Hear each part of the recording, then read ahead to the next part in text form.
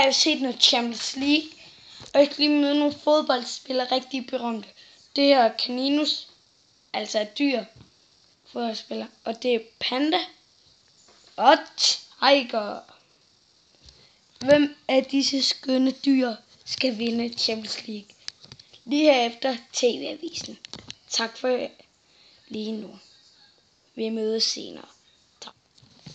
Matti, Florida, hvem synes du, at disse kønne deltagere synes, hvem skal vinde? Nu til dig, Matti. Ja, det bliver tigeren. Ja. Tiger, tillykke! Woo!